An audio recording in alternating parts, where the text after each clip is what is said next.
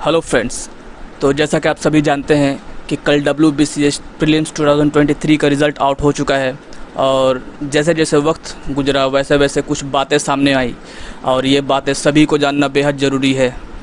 तो दोस्तों, सबसे पहला सवाल आता है, क्या ये एग्ज़ाम एक बहुत बड़ा स्कैम है या फिर इसमें सिर्फ 4,960 कैंडिडेट ही क्यों सिलेक्ट हुए या फिर EWS कैटेगरी को क्यों नहीं लिया गया? ये सारे सवालों का जवाब आप खुद ही देंगे इस वीडियो के बाद। दोस्तों, ये एग्ज़ाम में तो कुछ लोग बहुत ही खुश हुए हैं, लेकिन बहुत सारे लोग ऐसे हैं जो कि क्वालिफाई होते हुए भी उनको सिलेक्ट नहीं किया गया है। तो फ्रेंड्स, जो भी एक्सपीरियंस्ड बंदे हैं, जो भी एग्ज़ाम दे चुके हैं, उन्हें पता है कि अगर किसी एग्ज़ाम में कट ऑफ ज़्यादा जाता है तो कैंडिडेट को कम सिलेक्ट किया जाता है और जब कैंडिडेट ज़्यादा सिलेक्ट करते हैं तो कट ऑफ कम जाता है। तो चलिए इसी को ध्यान में रखते हुए कुछ डाटा देखते हैं। तो अगर कुछ डाटा देखें WBCS प्रीलिम्स के प्रीवियस ईयर का, तो आप देख सकते हैं कट ऑफ 127, 119, OBCB 122, SC 113 और ST 98 और कैंडिडेट जो क्वालिफाई हुए थे वो थे 4,690 कैंडिडेट।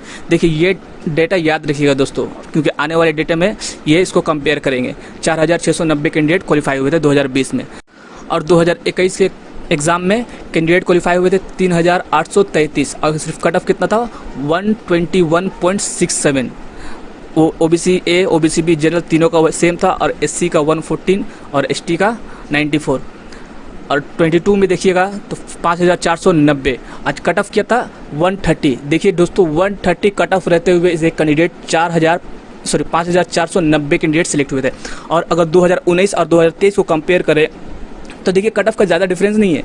यहाँ पर जनरल का अगर 19 में देखें तो 105 और 2023 में देखें तो 101। तो देखिए कट ऑफ लगभग सेम ही है। तो ये कैंडिडेट में डिफरेंस क्यों? ऐसा तो नहीं है पोस्ट बहुत ज़्यादा या बहुत कम घटा है, लगभग उतना ही रहता है।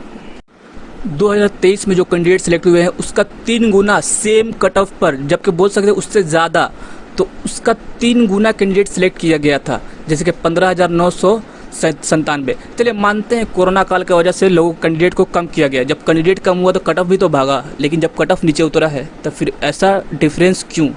दोस्तों, इस सवाल का जवाब PSC को देना होगा कि आखिर ऐसा क्यों है। तो दोस्तों, यहाँ पर एक बहुत बड़ा डिफरेंस देखने को मिलता है और सवाल अगर अभी नहीं उठाएं तो आने वाले सालों में शायद हमारे साथ ऐसा ही हो। तो आप खुद तय कीजिए कि आज जो मैंने थंबनेल में अपना लगाया था कि सिर्फ 4,960 कैंडिडेट ही क्यों सिलेक्ट हुए, क्या वो सही था या गलत, ये आप बताइएगा। तो सवाल सिर्फ यहाँ पर ही ख़त्म नहीं होता है। सवाल है कि यहाँ पर सभी कैटेगरीज़ के हैं, general, OBC A, OBCB, SC, ST। दोस्तों, यहाँ पर EWS को निकाल दिया गया है। EWS का कोई भी कैंडिडेट सेलेक्ट नहीं किया गया है। तो आप ही बताइए क्या ये सही है?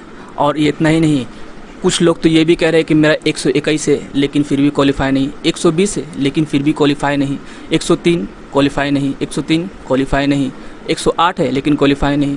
तो दोस्तों, ये क्या हो रहा है? आप ही बताइए क्या हो रहा है।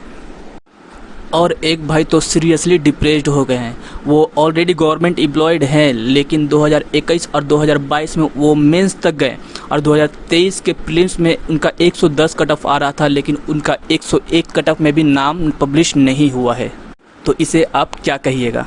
तो दोस्तों इतने सारे कमेंट्स, और ये तो सिर्फ वो कमेंट्स हैं जिन्होंने वीडियो देखे और कमेंट किए। तो सोचिए हज़ारों में ऐसे कैंडिडेट भी होंगे जो कि 101 के कट ऑफ को पार करके भी वो अननोन है इस बात से।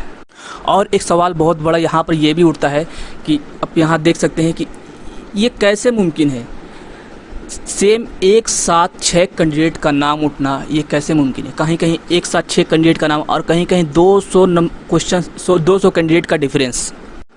तो क्या मैंने जो शुरुआत में सवाल किए थे वो सही था या नहीं, वो आप बताएं। क्या इतने कम कट ऑफ पे सिर्फ 4,960 कैंडिडेट ही पास होंगे? क्या EWS को लाना नहीं लाना सही है? क्या एक साथ 6 कैंडिडेट का पास होना है सिर्फ same serial wise roll number से, क्या वो हो सकता है? और बीच में 200 कैंडिडेट का गैप।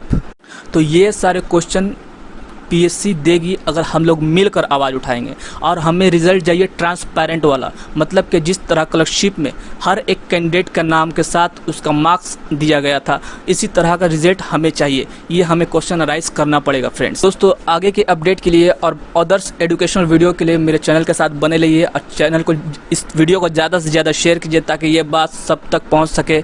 चलिए मिलते हैं अपने अगले वीडियो में, तब तक के लिए जय हिंद।